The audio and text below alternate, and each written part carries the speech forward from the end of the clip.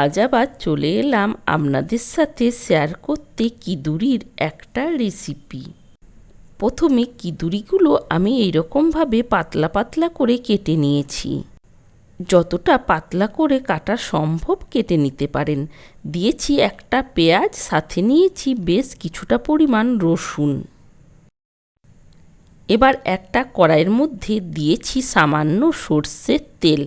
অবশ্যই আপনারা রান্নাতে যে যেমন তেলের ব্যবহার করেন সেই অনুযায়ী তেলের পরিমাণটা বাড়িয়ে নেবেন।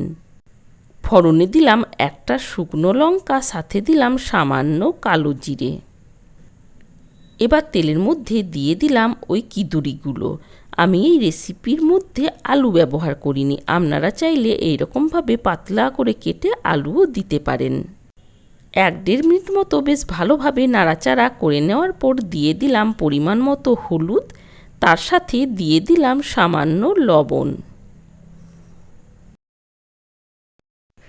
এবার লবণ আর হলুদটা দিয়ে বেশ ভালোভাবে একটু নাড়াচাড়া করে ভেজে নেব।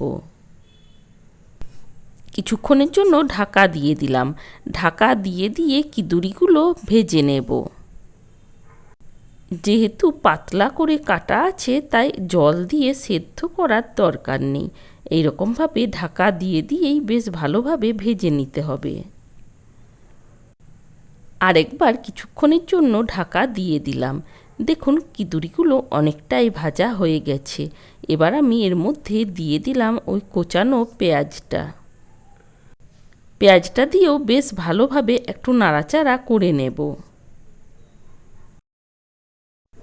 এইদিকে কিদুরি আর পেঁয়াজটা যতক্ষণে ভাজা হচ্ছে আমি একটা মশলা বানিয়ে নেব।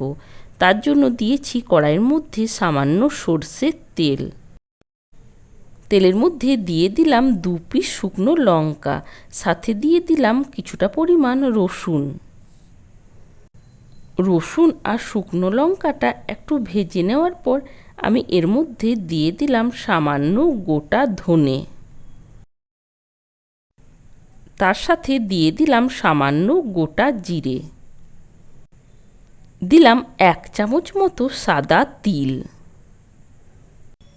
এইগুলো প্রথমে একটু নাড়াচাড়া করে ভেজে নেব। সব কিছু বেশ ভালোভাবে 1-1.5 মিনিট ভেজে নেওয়ার পর এর মধ্যে দিয়ে দিলাম কিছুটা পরিমাণ চিংড়ি মাছ। চিংড়ি মাছটা দিয়েও একটু নাড়াচাড়া করে ভেজে নেব। এবার এর মধ্যে দিয়ে দিলাম সামান্য হলুদ। হলুদটা দিয়েও বেশ ভালোভাবে একটু নাড়াচাড়া করে ভেজে নেব।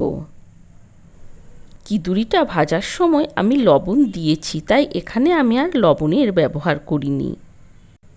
কিদুরি দিয়েতে অনেক রেসিপি বানিয়েছেন, একবার এই রকমভাবে বানিয়ে দেখার অনুরোধ থাকলো। আশা করি বেশ ভালো লাগবে।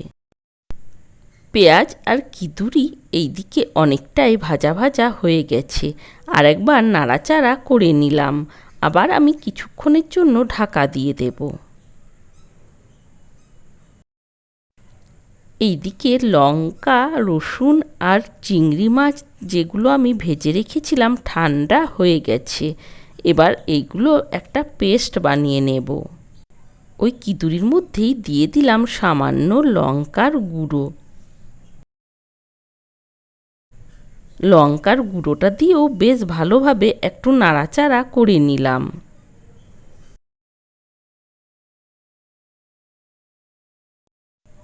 এবার ওই ভেজে নেওয়া চিংড়ি মাছটা জল না দিয়েই একটা পেস্ট বানিয়ে নিয়েছি। এবার ওই কিদুরির মধ্যে পেস্টটা দিয়ে দিলাম।